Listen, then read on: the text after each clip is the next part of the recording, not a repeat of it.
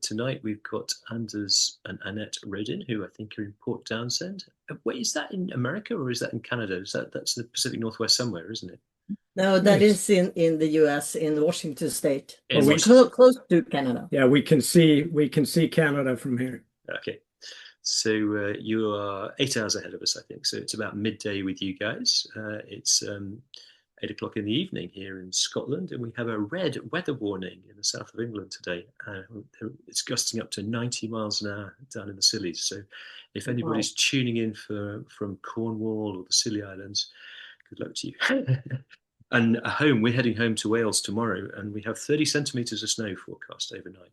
Anyway, enough of the idle chatter. So we're very delighted to welcome Anders and Annette tonight, who are going to talk to us about their crossing of the North Pacific to Alaska via the Aleutian Islands. And they're going to tell us a bit about their cruising history on board their beloved Outbound 46. I've never yet met an Outbound owner who's not absolutely in love with their boat. And I think Annette and Anders are in that category. So over to you guys. Okay, thanks for that introduction. Yeah, thanks for that, Simon. And as Simon mentioned here, we're going to today talk about cruising from Japan to Pacific Northwest via the Aleutians, or how to take the long way from New Zealand to Australia.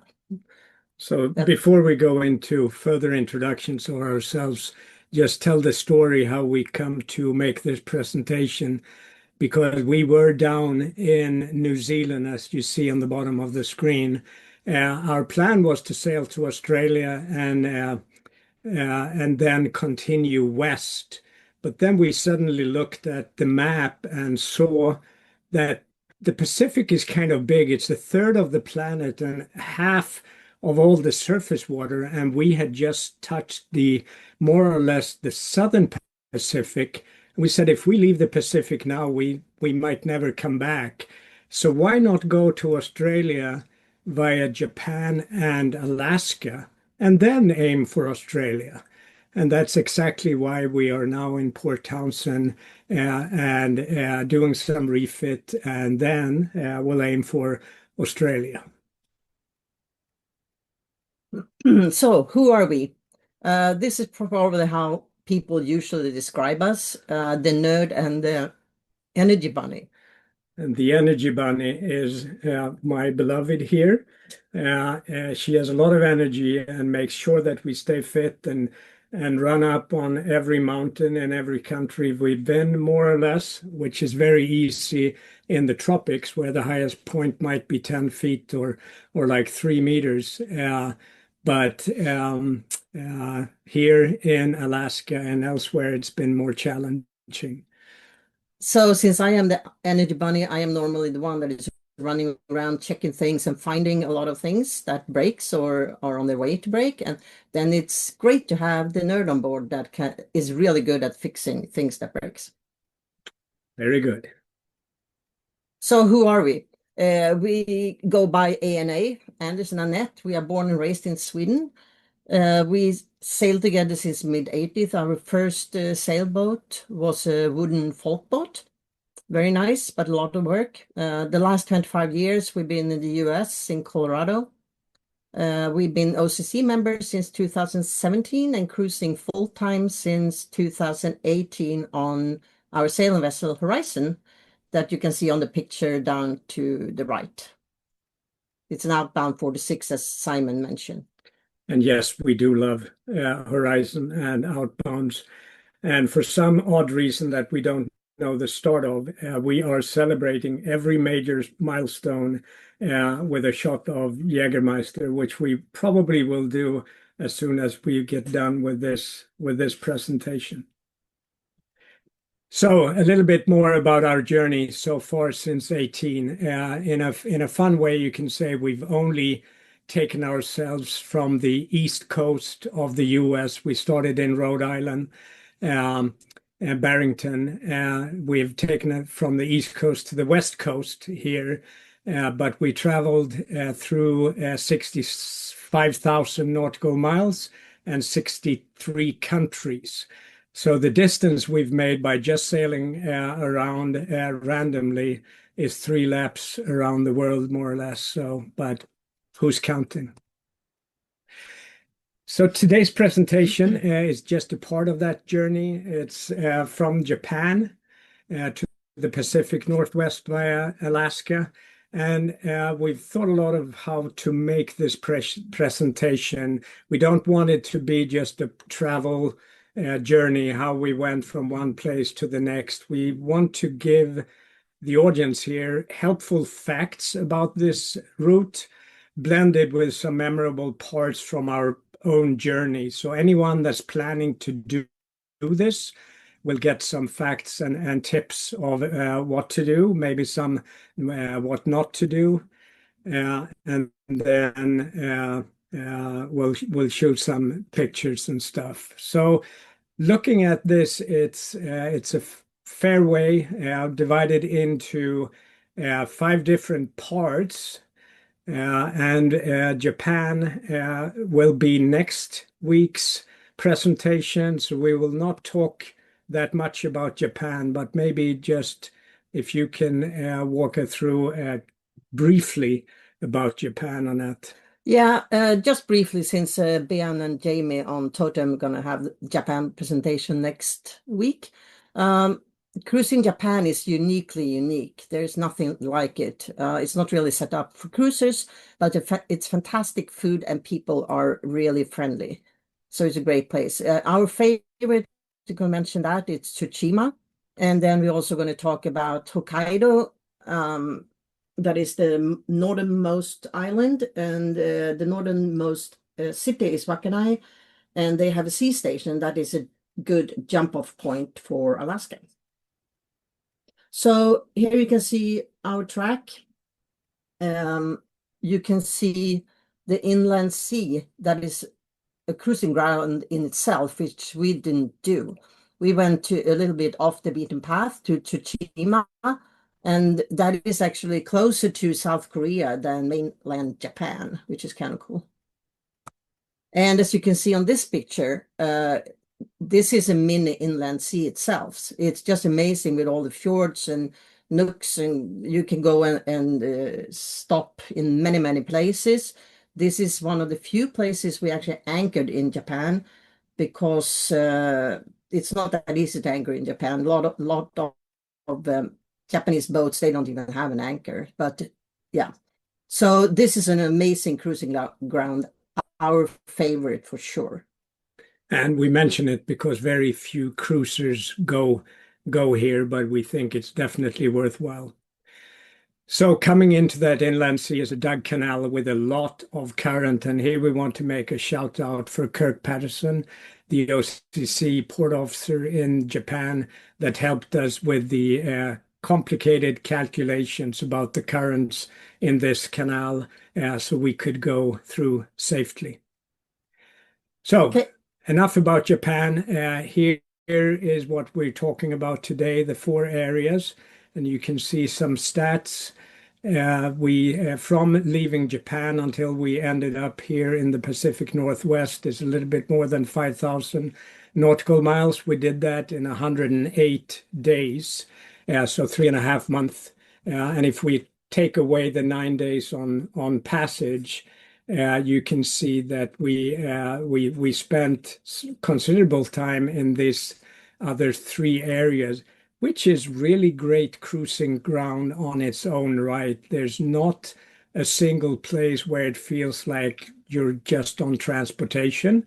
You can spend a full cruising vacation in any 3 of these. But of course, the summer month is the time to be there.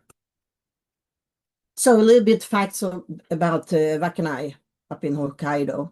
Waianae is a sea station, and sea stations are very common through Japan. It's made from the beginning for fishing boats that can come into safe harbor.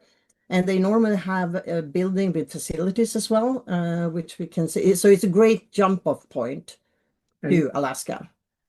And what you can see here, and Jamie and Björn probably will talk about the amount of concrete in Japan. They have breakwaters everywhere to protect the cities and their fishing fleets. Which we appreciated. So the arrow is where the sea station is, and here's a close-up. Yeah, so this year we were 9 boats there, and that was probably a record. 8 of us were bound for Alaska, and 1 just got back from Alaska. The big white building there is the sea station. So this is how it looks inside the sea station. It's just amazing. It's a huge social area, several of them actually, and nice laundry, coin laundries and showers. When you took a shower, went out, there was someone that worked there that right away came back in and cleaned the whole stall. So it was always clean. And as you can see to the picture down left, we had fun exercise sessions to stay fit for whoever wants to do that, mostly the girls. Mostly the energy bunnies. Yeah, we get the plot of them. Yeah, so the right picture is the social area that's free to use for anyone using the sea station. And we used it daily for weather planning, and because we were all on the same track waiting for a weather window to go to Japan. And as you can see here, where I point, if you can see behind Anders' head, there's a massage chairs there as well. So we used those quite a bit. It was very nice. And some of the other boats have children, and they loved this area to play around instead of sitting with their parents on the boat. So other facts about Waikanai as a jump-off point for Alaska. There's fuel trucks, which is very common in Japan.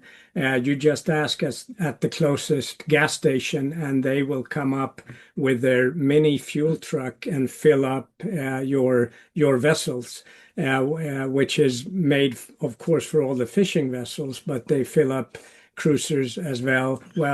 It's the cities who can do your visa extension and provisioning. We ended up prolonging our visa here because we were close to the 90 days, and we didn't know when a weather window would come up, so that was pretty easy. Ticket to play. I want to mention one of our philosophies with cruising. We all know that on a cruising boat, there's limited space for things, and we don't want to lower the waterline on horizon. So we often see a cruising area and look what is needed for that area, and we get it, and we get rid of it when we're done. So for Japan, we bought huge A5 fenders because of the concrete walls, which worked fantastic, but they were too big to store on board. We also had a ladder because of the close to 15-foot tides for 4 meters. So sometimes you had to use a ladder to get up on the pier. So we got rid of this in Waikanai, and we added on diesel containers for this long passage instead. So we actually traded our fenders for the diesel containers from the boat that just came in from Alaska. So they had the same philosophy. They added on a lot of diesel containers for that passage alone and then got rid of it. So one tip going from Japan to Alaska, if you pick the jump-off point that we did in the left lower left corner, you can see Japan, and all the other parts of that map is Russia.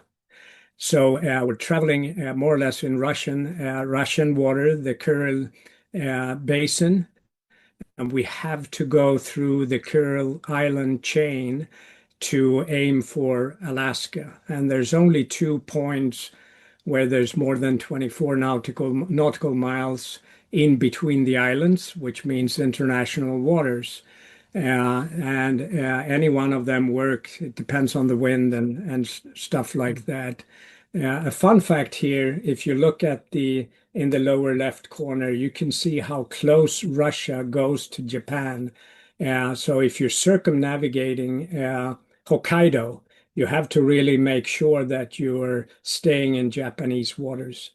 Nevertheless, we got the tip to email Russian Coast Guard, and we did that. We all came up with this email. All the boats sent the same one, talking about our intentions to cross by in one of these straits, who's on board, and what we're planning to do, and so forth.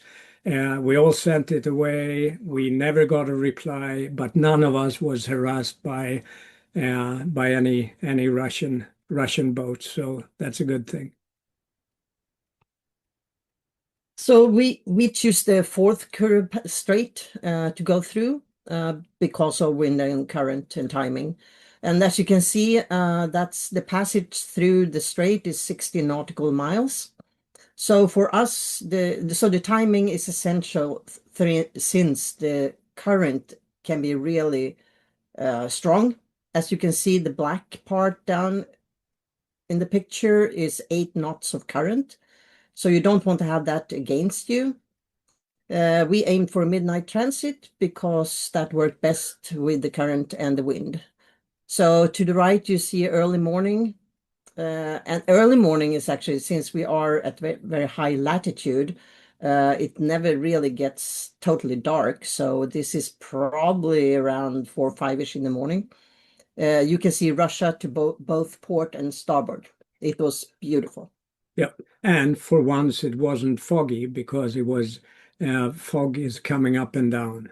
Yeah, so the passage itself was, I can see these two pictures, very different weather, different days.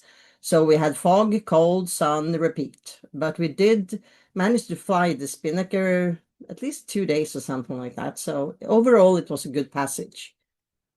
Yeah, so some motoring, sometimes we have more wind than we were asking for, and sometimes fog. So very blended but pleasant passage.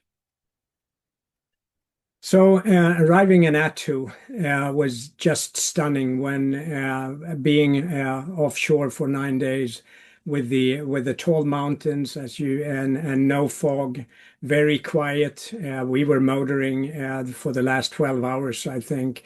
There was orcas coming up, swimming close to the boat, which is magical unless you're close to Gibraltar, where the orcas have some strange behaviors. But here in the Pacific North, the orcas are not having that yet. So we probably should mention when we talked about the cold, that in these kind of water and the passage in cold water is really good to have buddy boats that are at least a couple of hours close to you. So if something happens, you can help out, because being in a life raft in these waters is not the best thing maybe to do. So we had a buddy boat actually, so that felt really good. And the good part with Starlink is that you don't need to be within VHF range with your buddy boat. We decided to be sort of maximum 3 to 4 hours from each other, which worked great. We have the same speedboats. So as you can see, we got the fish right away when we put down the hook. That's a little halibut. So coming to Alaska, fishing it's great. So get a fishing license online. It's super easy to do, and it costs $100 for a year. And it's definitely worth it. You will catch a lot of fish. Yeah. And once again, Starlink is a great thing because we didn't get this before we left Japan. So we could just sign in and get the license when we were in Attu. So some other thoughts about coming to Alaska from Japan.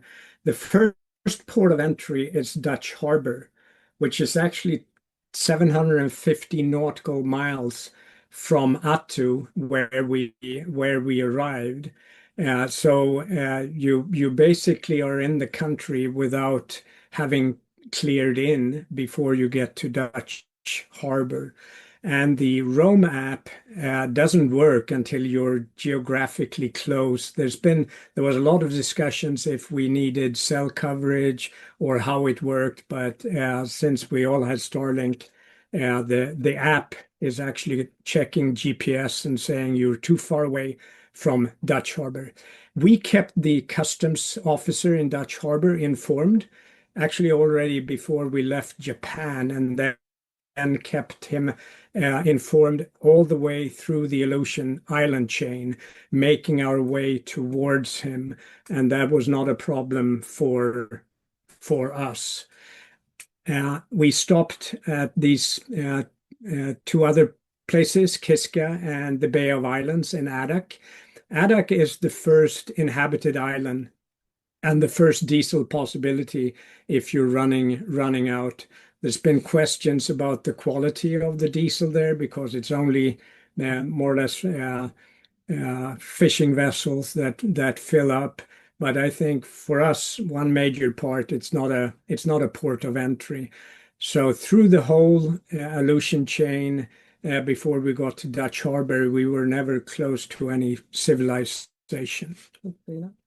And another fun fact, which I don't think everybody think about, is that Alaska is the most northern, western, and eastern state in the U.S. Most people realize it's the most northern one, but since Attu is in the eastern hemisphere, Alaska is both the most western and eastern state. So something to keep in mind is about currents, wind, and fog through the Aleutian Islands. There's a lot of current that you have to time. You don't want to have the current against wind. You can see here in between the group of islands, there's a lot of current going from Bering Sea to Bay of Alaska. And the question is, do you want to go offshore or inshore? Some boats went far offshore into the Bering Sea to avoid dealing with the more fog and current closer to the islands. Yeah. So, but since we were here to explore and experience the Aleutian island chain, we went fairly close to the islands the whole way. Sometimes we could see them, and it's beautiful, and sometimes there's too much fog. So a good radar is essential, and also really planning every day's passage depending on the timing of the currents. And since it's daylight almost 24/7, it doesn't matter when you go, you see a lot anyhow. Yeah. So this is a fun little side note, actually. When we were in Japan, I picked up this book that is James A. Michener is the author about Alaska. It's a historical fiction book, lots of history about Alaska through the years. And it started with like the Russian fur traders and the war in Aleutians and the gold rush fever, salmon canneries, and the slow march into modern Alaska with all the cruise ships. And it was funny because it's a very long book, and I started in Japan to read it, and then I finished it in Sitka. And wherever we were, we just traced the same arc as the book. So I felt like we were actually living the book through Alaska. So just a tip to maybe pick up that book. It was a good read. Yeah. It's a big book. Annette read it and gave me some highlights. I'm a slow reader, so when my Kindle told me it would take me 55 hours to read it, I gave up and had Annette tell me stuff instead. So, Aleutian Islands, you have to remember World War II and the World War II history, which is actually very true through our whole sailing up to Alaska, through Micronesia, Japan, World War II and what happened in the Pacific is always present. It's a very sad but very important reminder of the war. And there's a lot of monuments and artifacts, and as you can see, an old runway on Attu that are starting to fall apart because everybody left. An example here of a monument honoring the soldiers lost in the Battle of Attu.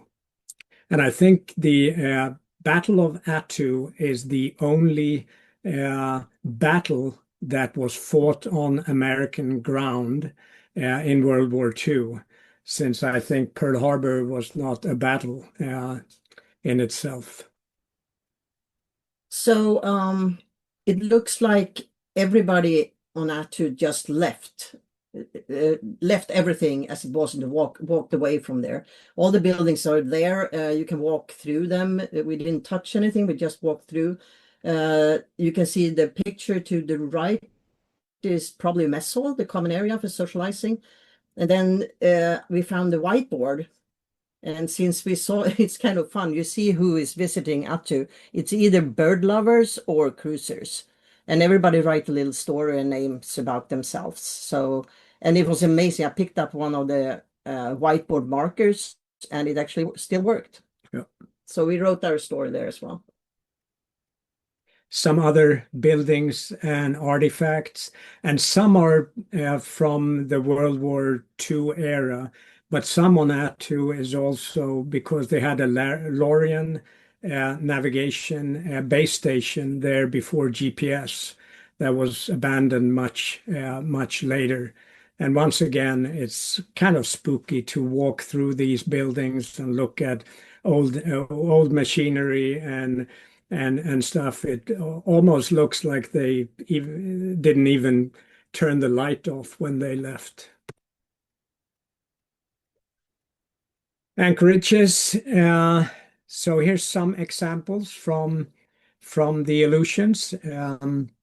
There's plenty of good anchorages along the island chain, and they are spread out both on the north and the south side of all the islands. So regardless of which side of a low pressure that comes by, you can always find a safe harbor. To the bottom left is Casco Cove in Attu, which is very welcoming. It's huge, and it has good anchoring depth and good holding, and you can more or less pick the corner of the cove depending on the wind direction. There's place for a lot of boats. To the top right is Kiska Island, another place where we saw a lot of World War II monuments. This bay is also very protected. It's fairly deep. Many places in Alaska, you will most likely use less scope than you want to, but there's a lot of room. So with a good anchor watch, you know and having to react if something happened. Funneling winds because of the high mountains. Kiska was one of them, but that's just the name of the game. To the bottom right, it's another example. That's the Bay of Island in Adak. We were going through almost mazes of small channels to get into this cove. It's very small, maybe room for two boats. There's mud bottom, so good holding, but a lot of kelp. And sometimes when you wake up in the morning, the whole inlet to an anchorage is full of kelp. Good with well, Starlink if you really get stuck. So here is our last anchorage before Dutch Harbor. It's actually on the same island, Unalaska Island. This is Anderson Bay. So just on the other side of those snow-capped mountains behind horizon is Dutch Harbor. This was way into fjord. What was it? Like 6 nautical miles until we got into this amazing anchorage. And as you can see to the on the picture to the right, we are very close to Delta from the river that is coming out there. It was very good hole holding and lots of good hikes here in this area. And talking about hikes, when we got there, we got to Attu around the summer solstice, so it was really a good time to get to Attu. Perfect time with everything was green and a lot of abundant wildflowers everywhere. Soft hills, as you can see, Anders is relaxing after a tough hike up the hill. And here's another hiking up to snow. That's a treat after being in the tropics so long. Pretty strenuous hike actually, but it was rewarding by the snow up there. Just be aware if you're hiking further up, the fog and clouds can roll in really fast. So that's what happened here. So we actually had to start our hike down a little bit earlier than we were planning. And what we did, we were with our body boat here. We bring handheld VHFs, several in the party, because some of us that was not as energetic as the others, we turned around earlier. And it's good to have both parties having a VHF, and we also bring a Garmin InReach when we're out hiking. Yeah, to the bottom right, you can maybe spot Anders. It looks like Sound of Music hills, green hills. Wonderful. So there's birds everywhere in the Aleutians, big and small, and you see them wherever you go. And another fun fact was that someone said you need to look at the movie The Big Year that was made in 2011 about bird watchers using a full year to spot as many birds as they can. And a part of the movie is actually filmed in Attu, where they use that old runway to come in and spot as many birds as they could. So one other thing, throughout the Aleutians, there are absolutely no trees. It's only bushes, and as you can see on our hikes, it's just grass and bushes. So it's easy to hike, but it's also a little hard because the grass is tall and soft, so it's hard work. But it's amazing that there's no trees at all and no bears. So it's pretty safe to walk around. And it was mentioned in the book, right, that some of the natives that lived in the Aleutians, when they came to Kodiak and saw trees for the first time, they didn't know what it was. So Dutch harbor, that's coming into civilization, but there's a lot of citizens except for the fishermen and the industry there. The number of bald eagles we've never seen as many. They were everywhere like seagulls, and they were specialized at getting up to the top of your mast and breaking the Windex off, which happened to a couple of the boats that were there. There's ton of sea otters and sea lions, and of course they probably love this place because of all the fishing that's taking place with scrap that they can live on. And it happened to be 4th of July when we were there in Dutch Harbor, which was actually a really fun event. It was a big parade, and lots of trucks, people on the trucks were throwing out enormous amount of candy. So if you can time it on 4th of July, that's a pretty cool thing to see. Okay, leaving Aleutian Islands. Unimak Island, as you can see in the middle of the left picture, is the start or stopping point to the Aleutians, depending on which way you're heading.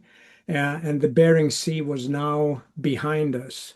And once again, it was really important with the timing to go through the Unimak Pass for two reasons. First, of the immense of current going through there being the first sort of passage between Bering Sea and the Northern Pacific, but it's also where all the shipping, big cargo ships and shipping traffic goes. So you better plan it right. And here's the bottom right picture is when we go through the pass. And we left Dutch Harbor late afternoon to time it with the current. To get. And just to mention as well, we actually filled up diesel in Dutch Harbor. It was very convenient, and most of the boats actually filled up diesel there, and the quality seemed to be really good. Another thing about Alaska in particular for us, we've sailed in the Ring of Fire a lot, being in Japan and Alaska and further down, but we've never experienced earthquakes very close by, but we did. When we were in Alaska 3 times, we were under tsunami warning. And the first time was a 7.2 earthquake that was 250 nautical miles southwest of us. And in the left picture, you can see we were far into Geographic Harbor, which is a 6-mile sort of stretch with very, very close straits to get back into deep water. And when the tsunami warning came out, they told everybody to go to deep water. You should be in 100 meters or so. I think 60 meters, 180 feet. The Coast Guard told us, and we didn't know, will we actually make it out of this narrow harbor, or is it safer to stay in here? But the U.S. Coast Guard was absolutely fantastic of keeping everybody updated, and they gave predictions for every stretch of the island chain when the tsunami, if it came, when it would hit. So we had a little bit more than 40 minutes to get out, according to the Coast Guard information. So we just floored it and got out to deep water. And to the right, you can see 2 screenshots that I took on OpenCPN while this happened. I was looking at Kodiak, which is close to Geographic Harbor, with all the fishing vessels and cruisers just leaving the harbor in Kodiak and going out to deep water when the tsunami warning came. So everybody is taking this seriously. And at the bottom picture, you can see when everybody is coming back. Yeah, it was a scary event, but all was good. Okay, another fun fact. We call it modern celestial navigation.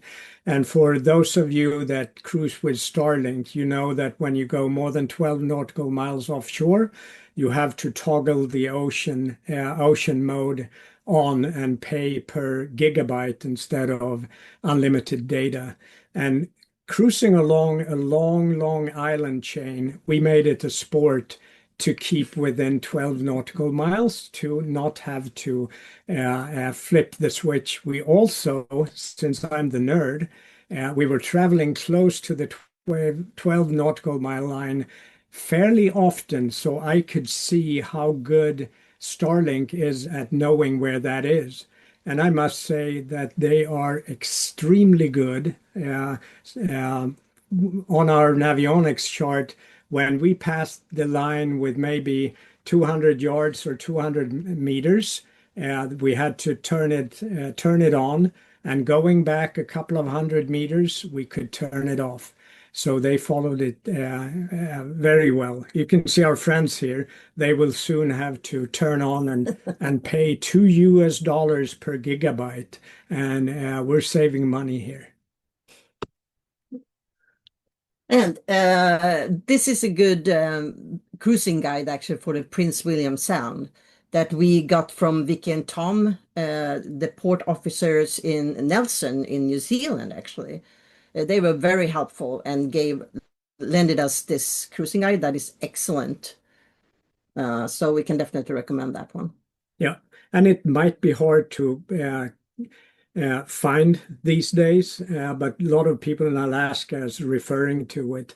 So it was great when Tom and Vicky heard that we were going here. They said, "Bring this and then just mail it back to us," which we did. So very grateful for that. So now we are on mainland Alaska, and here we have bears everywhere. So many bears. They are amazing. Just look at the guy down in the right corner that is sleeping on the grassy bush. He's so cute. And also something that we didn't know about before we got to Alaska is about the salmon berries. And blueberries we knew about, but salmon berries was new to us, and they are delicious and they are abundant this time of the year. So you have to fight to get them from the bears because they love it as well. Yeah. And another thing, this is the first time in our cruising route so far where we truly were missing a good camera with a telelens, because we want to go without a lot of equipment on board, so we use our phones. A couple of these pictures is actually taken through binoculars with the phone to the eyepiece of the binocular. Cruising friends of ours started to experiment with it, and it actually works fairly well if you're lying down and holding still. But maybe a good camera is something to invest in going, because you don't want to be phone close to these guys. So another thing in Alaska is humpbacks. They're also everywhere. And bubble feeding was something that we didn't know about, which is when the humpbacks they go in a pack or a pod and fish together by being in a ring, putting up bubbles to trap smaller fish in the middle, and then going up and getting him at the top. So also another tip here is to actually, in this area that is more touristy, look at the tourist boats and see where they go, because they know where the action is and where you can find things like this. So that's what we did, and they are chatting between each other on the VHF channel that we can't remember now, but that's easy to find. Easy to find. So we were lucky to actually have this experience because of that. So yeah, enjoy the video. Yeah, because the tourist boats are communicating with each other and actually giving tips on where to be. Yeah.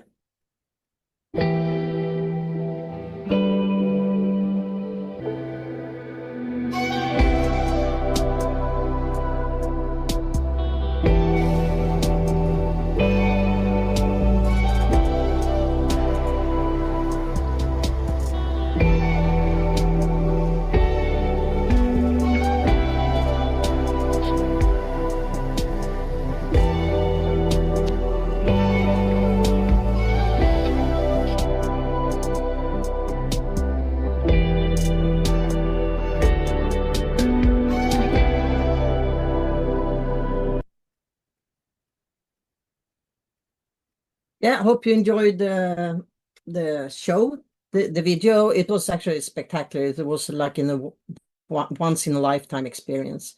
And I mentioned earlier about the fishing license. As you can see here, there's different ways of fishing. We were trolling for salmon, and our good friends on our buddy boat are actually from Anchorage. So he told us how to do it and what kind of lure you need. And you can see this is the kind of lure for salmon. You can probably just go into store and they can tell you what to do. But I caught right away a nice pink salmon. Another way I did was to go out with a dinghy and just throw out the line behind me. And I did some bottom fishing, and several times I got 2 rockfish at the same time on the same lure, on the same line, I should say. And then you can see the fillets. Both of them were delicious. So another fishing story, there's a ton of fishing vessels with a lot of fishermen and fisherwomen. We were quite happy to see that almost 50% of the fishermen are women. And this boat in particular called us over and asked us if we wanted some salmon and some roe. They have been out during the night and they caught 8 tons that night and just handed over as much as we wanted to have, which we happily accepted. Happily accepted. And our friend here is filleting it on the beach for a beach fire as tradition in Alaska. So the salmon industry in Alaska is different to what we have seen in Europe. There's no fish farms per se. There's hatcheries where they catch the salmons going up the stream, and they take the roe and the milk from the fish to make new baby salmon that they release, that the fishermen catch a year or two later. So they make these artificial stairs for the salmon to go up. They measure the salmon. They look at the scales and do a lot of things. However, there's a ton of natural rivers as well. The salmon goes up just naturally. And to the bottom left, there's a short video of Anette trying another fishing technique to see if she can catch salmon by hand. Okay, will she be able to catch a salmon? Looks like they are afraid of a little punt. They were everywhere, but really quick.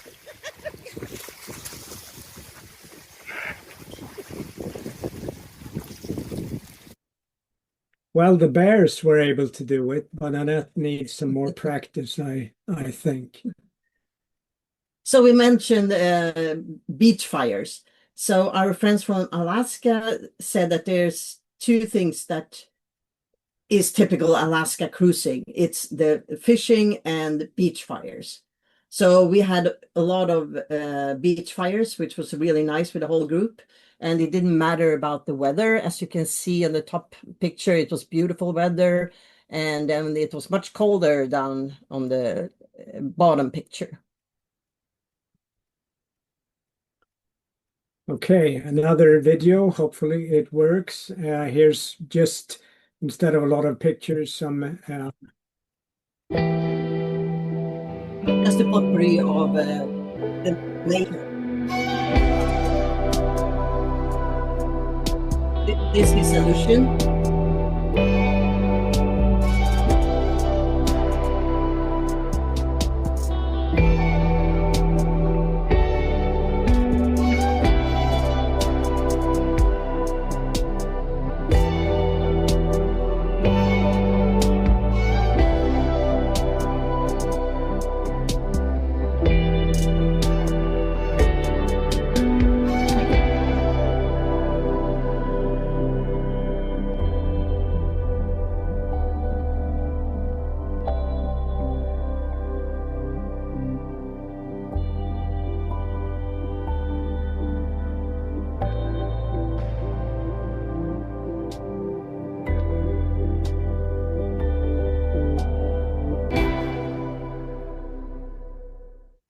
Yeah, that's a little bit of what we experienced. And then another thing in northern Alaska, but not in the Aleutians, is the amount of glaciers that just comes from the rivers all the way down into the water. I think we stopped at 5 or 6 glaciers through our way there. So coming down to the southeast Alaska, we actually skipped Glacier Bay National Park because you need to have a permit and so forth. And we have been to so many glaciers up here that was completely empty and no cruise ships. So we decided to skip that. You can see the three boats just anchored outside this glacier. And you can see horizon to the bottom left, just behind one of the icebergs and growlers. And luckily it's light, almost day round. Otherwise, bumping into one of these while cruising would not be fun. To the top right, another short video of an anchorage where we actually anchored close to a glacier overnight.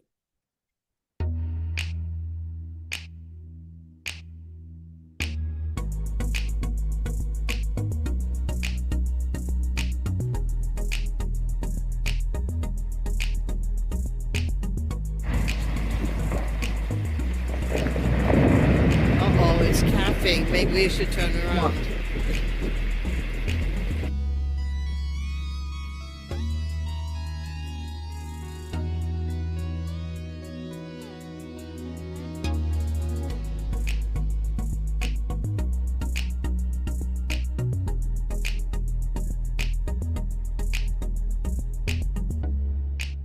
Yep, that's glaciers.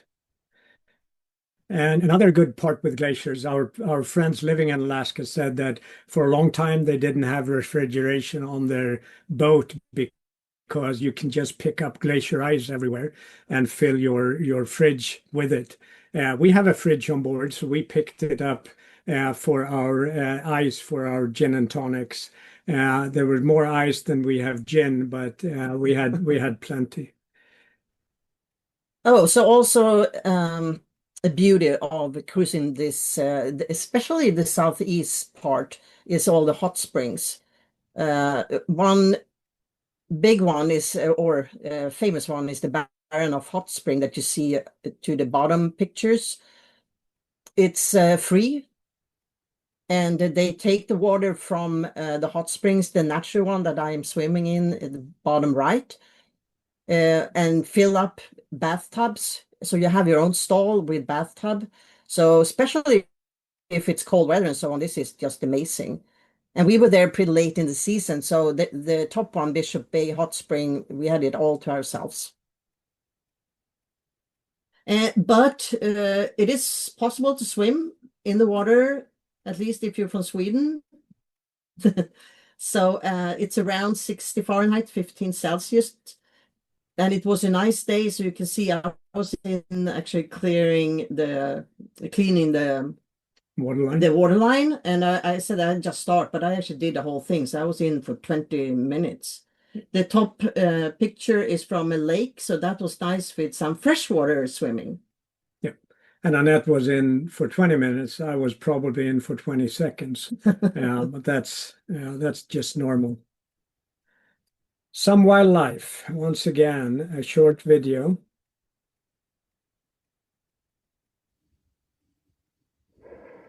Humpbacks are everywhere. And this is taken from our anchorage from the boat. It was stunning. Wow.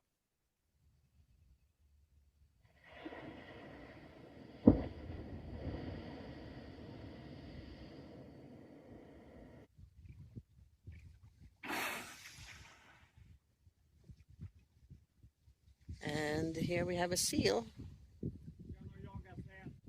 You better stay up there. Wow.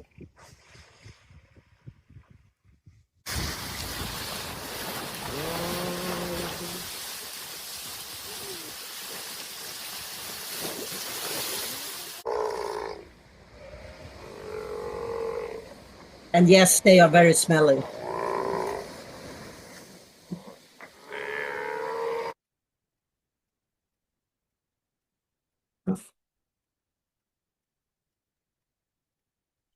Okay.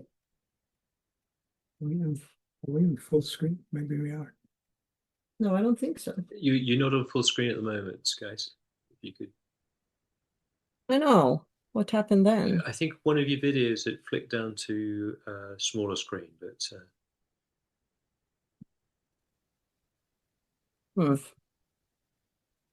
it's perfectly viewable. But yeah. Okay, let's stay like this. Yeah, sounds good. Sounds good. So yeah, so another thing in when you get closer to the inland passage, the narrows once again with all of the currents. Two examples that we wanted to show here. One is the famous Seymour Narrows in between Vancouver and the mainland in British Columbia. When we came there, there was plus minus 14 knots of tidal current if we timed it wrong. So, of course, we timed it right. Another information here, we asked all the locals what tide tables to use, and they said Navionics is as good as anything. So we used that, and it worked well for all the narrows that we sailed in Canada and in Alaska. To the right, another example where there is 8 knots of current coming out of Sitka. A good thing when you're getting close to a narrow is to see if the local boats are aiming for it at the same time. Then you know you're right. And in this area through the inland passage, there was a lot of debris in the water. So you can see bushes, trees, whole trees with branches and everything. And if you look at the picture down in the left corner, the birds are really happy to get a free ride. So there were always a lot of birds just floating around on these trees. And also there's a lot of kelp in the water. So maybe have a little extra time when you hoist your anchor before you can actually get out of there. So remember to have a lookout. That's good. Yeah, and with all the logging industry, there's logs everywhere as well. So Ketchikan, this is as far south as you can get before you hit Canada. When you're going south in Alaska, we decided to leave Horizon here. We went traveling back to Colorado for 3 weeks. We were at City Floats in Ketchikan, and you can see in the 2 pictures, depending on if there's a cruise ship there or not, the view changed dramatically. Another thing with the marinas in this part of the world, they are first come, first serve. So you cannot book them. That goes for the absolute majority of them. So it's a little bit nerve-wracking when we had air tickets out of Ketchikan, but didn't know if we can get a slip or not. But you know, plans can always change. We got a slip. Another fact that's worthwhile mentioning, in the northern part of Alaska, the ports or marinas are charging midnight to midnight, which a lot of the cruisers we met are truly irritated about, because if you're staying one night, you pay for 2 days. But the marinas or ports up there, their major customer is fishing vessels that fish at night and stop during the day. So they had to pay for 2 days if it was noon to noon. But it's worthwhile knowing when you're up there. And not very important, we want to give a big shout out for our OCC port officers around the world, but specifically we want to big shout out for Kirk that was helping us in Japan, and Neil and Helen, British Columbia, and Paul and Chris here in Port Townsend. Yeah, the generosity and help that we get from port officers around the world is just amazing. We started to use port officers during the pandemic when we were cruising in Mediterranean, and we regretted we didn't start earlier, because during the pandemic they always had the local information of if there was a shutdown or what happened. Sometimes the shutdown changed while we were traveling between two countries. So the picture here is the lovely anchorage outside Neil and Helen's place in British Columbia, and they were extremely helpful, and it's just south of Seymour Narrows. Okay, so 7 years ago, we went out with Horizon. We went to the Caribbean first to see if we would like the cruising life, and as you realize, we surely do. And now another milestone have passed.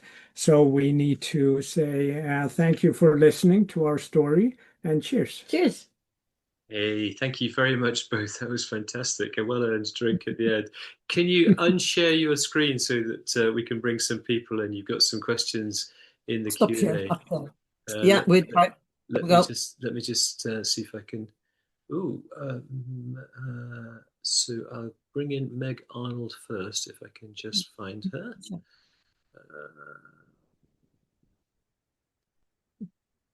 Meg, I'm going to invite you to join as a panelist so that we should be able to see you and hear you. So if you accept that invitation, Meg, that would be great. Do you want to ask your question? Oh my God. Hey guys.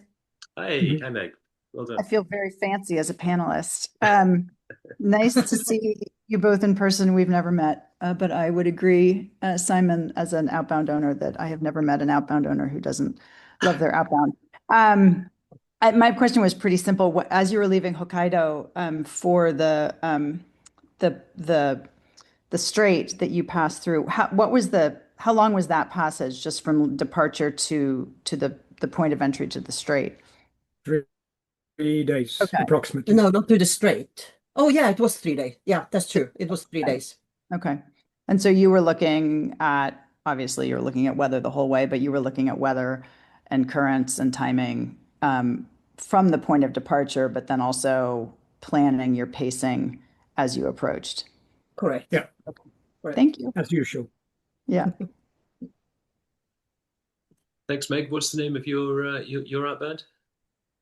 We're on Kennebec, who is currently on the Hard in Maine. Oh, well done. Good. Great. So next up, I think I've asked, who did I ask? Lisa. Lisa, could you ask your question? That'd be great. You should be able to, I'm sure you're there somewhere. Just speak and you'll pop up on my screen. Yeah. Hey guys, how you doing? Nice to see you in person. Nice to see you. Look like a very familiar boat. I just wanted to ask about the charts. You did mention avionics was good in the Straits, but overall, did you find your charts to be pretty reliable? In this part of the world, yes. Okay. And in Japan?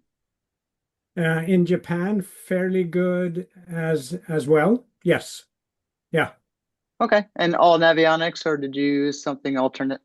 Open CPN and Okay. satellite charts on or images on Open CPN, but it was not as important in this part of the world as in Fiji and the South Pacific. Okay, because of the coral. Okay, great. Thanks a lot. This is a really great presentation. Thank you. Thank you. Nice to see you. And you.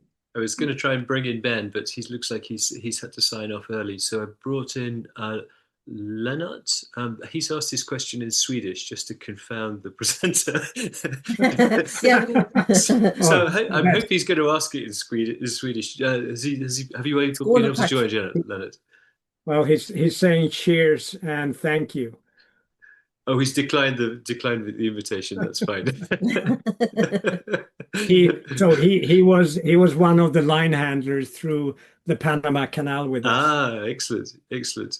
I can see Jorg on there has asked a question. Well, he's just said fantastic presentation. I can't see him on the list to ask him to say it himself. So I'm going to go to Neil actually, because Neil got a shout out on your presentation.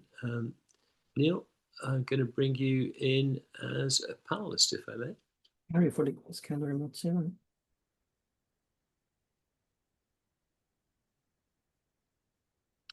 So, Neil, did you get my invitation to join as a panelist?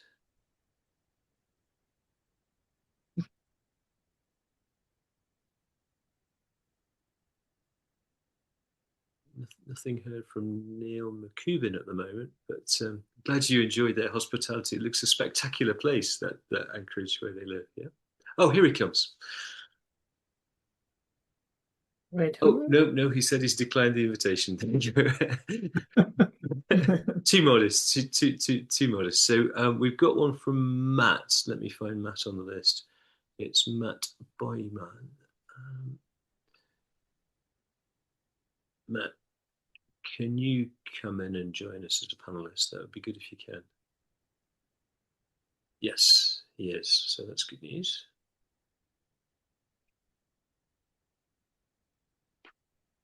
I think it's working. Yep, got you, Matt. Hey, it's not Matt, it's Zach, but Matt is sat just the other side of the table. Okay. Thanks for a brilliant presentation. It was really, really lovely. I was just curious to know what your capacity is for fuel and water, and whether you carried much extra with you and how you went about sort of budgeting that on your travels. Yeah. So the vessel we're on an Outbound 46, we have 200 gallons of water, so 750 plus liters of water in tanks in the boat, and the same with diesel, 190 gallons, also around 750 liters of diesel. But we have a water maker, and the water maker we have can make water in really cold waters as well. So water was never a problem since the water maker worked. So we never carry extra water. We just stop using it if the water maker breaks down. So for diesel, we had our say 750 liters, and we carried 4, 8. 10. So we had almost 200 to 250 liters extra of diesel on top. And that's for the 9-day passage and the 750 miles before being able to fuel up. I think we had almost 200 liters left when we arrived in Dutch Harbor to fuel up. We have a diesel heater on board. We never saved any fuel because we didn't have to. But having a lot of diesel for that passage is a good idea. Sure, awesome. Thank you very much, and yeah, cheers for a really wonderful talk. Thank you.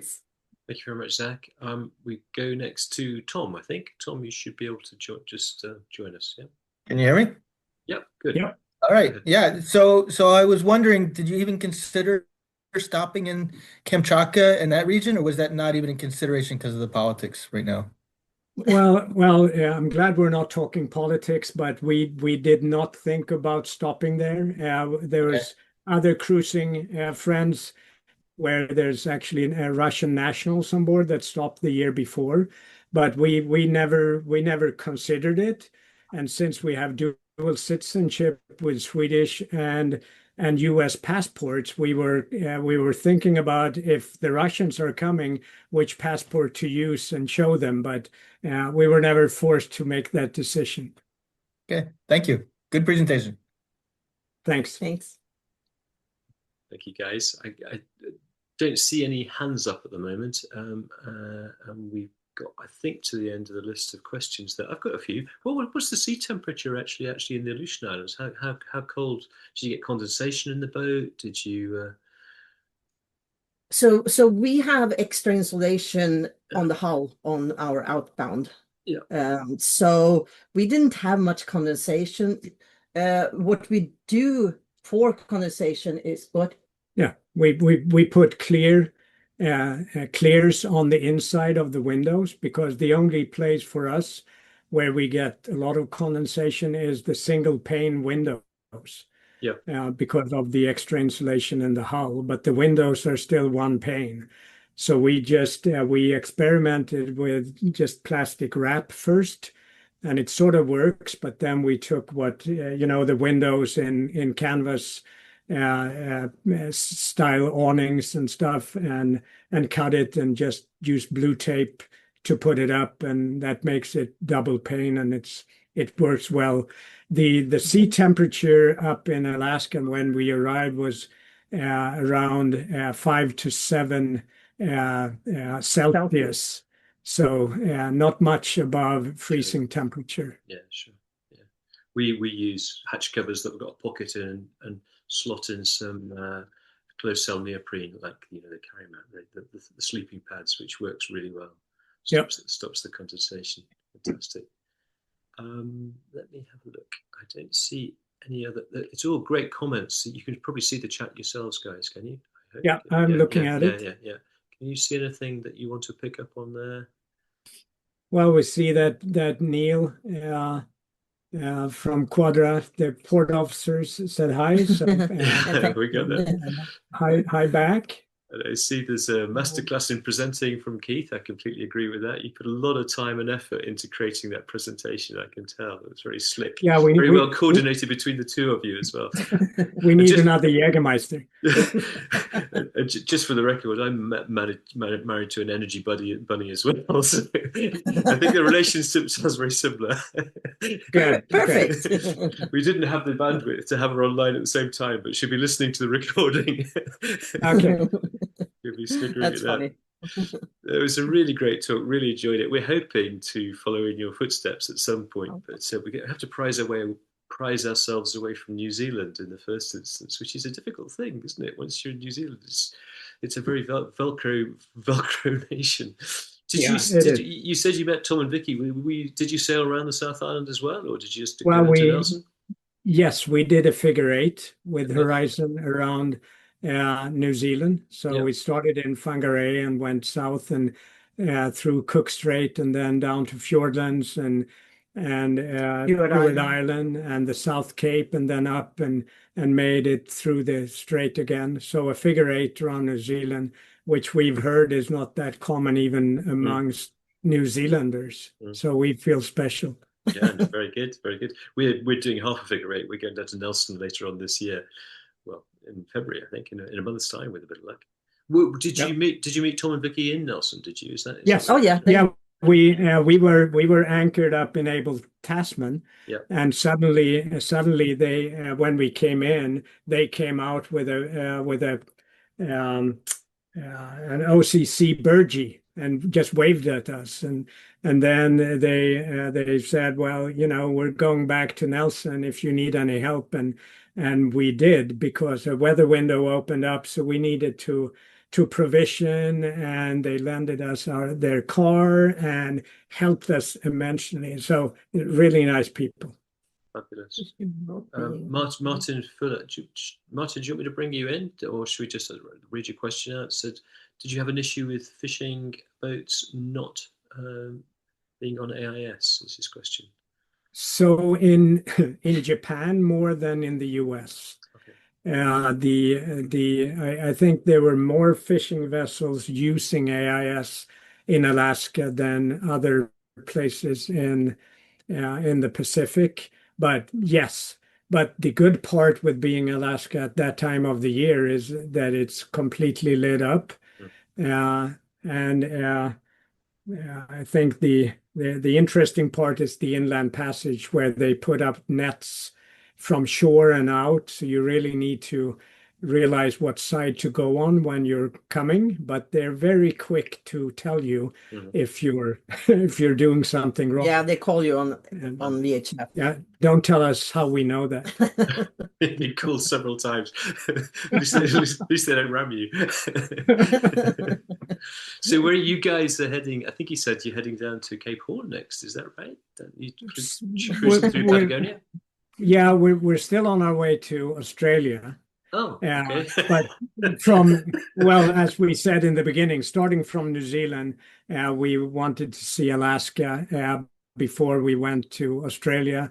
So now we think we want to see Patagonia and maybe the Horn, if that opens up, before we continue to Australia. So we probably do the cheating one that most people do when we're sailing in Patagonia, to just pop out and round the Horn and go back in, instead of going the full way. So, but that's Australia. To Australia from Cape Horn, will you come back up the eastern side of South America and back through the canal? You won't battle. You won't battle the roaring forces. You retreat back up the canals. Yeah. Okay. So you'll do it twice. Yes, correct. Fantastic. If the plan sticks. We never know. Yeah, plans change. Yeah. So will you come back to New Zealand on your way there, or will you just go? Most likely. Oh, super. So we should cross paths somewhere. We should. Yeah. Somewhere, sometime. I'm just going to double check, make sure there's no hands up that I've missed. No, there are no hands up, and I can't see, apart from lots of very positive comments, I can't see any other questions unless you can. I was jotting down stuff as we went. 8 boats. That sounds like luxury after the hundreds of boats that we met in the coconut milk run over the last week. Look, they're all great company. Don't get me wrong, but does get quite busy in the trade wind crossing, doesn't it, in the Pacific? Oh yeah, Yep. yeah. Yeah. So we all the 8 boats started from Hokkaido at the same time, but we and our buddy boat Bellamar came in 2 days before The last one. the last So one, we spread out pretty good. Yeah. and pretty fast.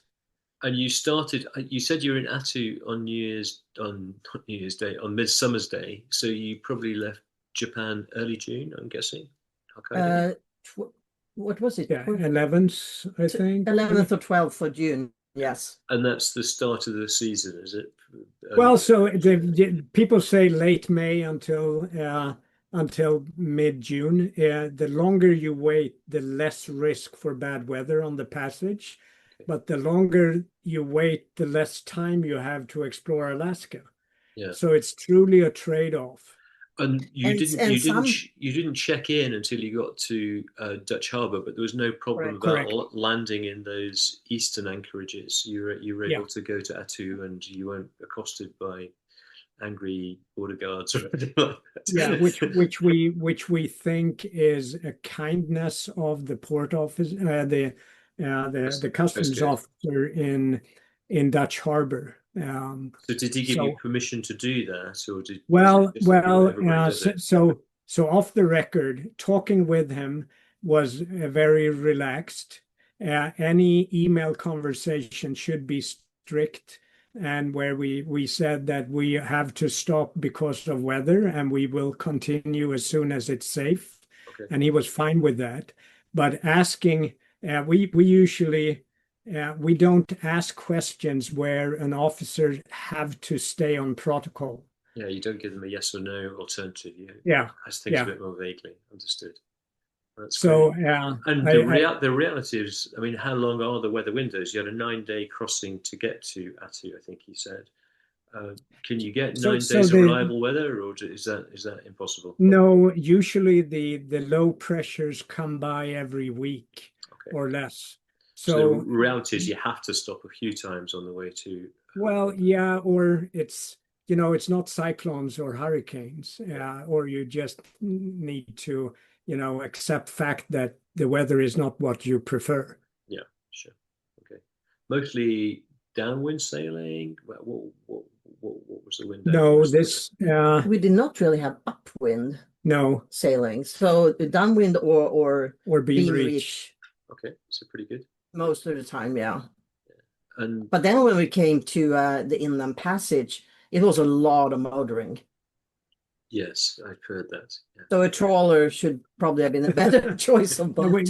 we had other friends that left Japan at the same time as us, but they sailed directly offshore from Kodiak to Pacific Northwest and had good wind the whole way, and it feels like we motored the whole way.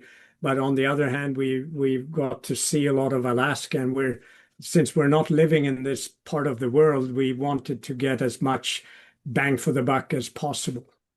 So I'll let you into a secret. We were tied up next to an outbound owner in Opua for a while, and he had put his outbound on the market. I can't remember the name of it now. He was going back to the Pacific Northwest, and he was going to buy himself a Nordhaven. Oh wait, is that Bright Moments? No. Right.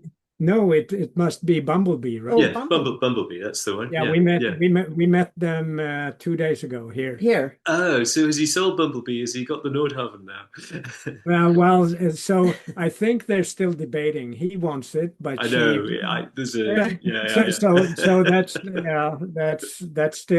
that's still in plan in progress. But they have an offer on the boat. Very good. So but it's not done until you have the money in the bank.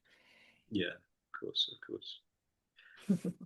Anders and Annette, A&A, thank you very, very much indeed for all the work that you put into that. Thank you for being members, such such vigorous members of the OCC. You're very active on social media. Your blog is fantastic. Your talk is great, and you're obviously great ambassadors for the club. So thank you very much for all that you do, and keep on sailing to exotic and remote places. I'm very envious, and hopefully our paths will cross somewhere.